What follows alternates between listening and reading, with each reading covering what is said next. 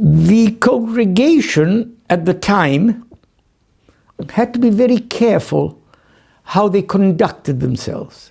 Remember, they were Jews.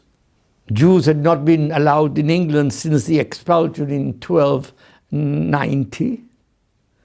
And they had to be able to show the country that they were not going to be a burden on the country, but that instead they would look after themselves and contribute to the country in which they're living.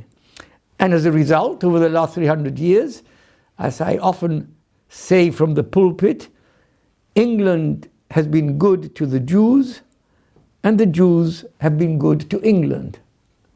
So what they did when they first arrived is not only to build a school, which they built before they built their synagogue, but they had institutions which looked after the Jewish community from the cradle to the grave.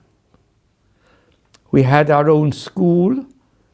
We had a doctor, Dr. Abraham Perez Galvao, who provided free medical health to all the members of the congregation, anticipating the National Health Service by hundreds of years. We had funds to look after people who needed money because they had to sit Shiva and they couldn't work.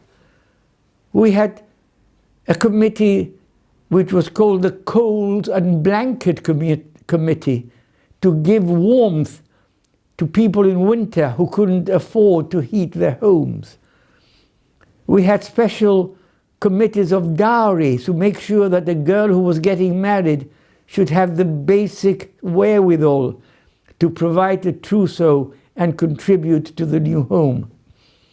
And that's why when we look at the Bismarck synagogue, you should not look at it as just a building for prayer, but a building from where a community was able to look after all the members that came to join us.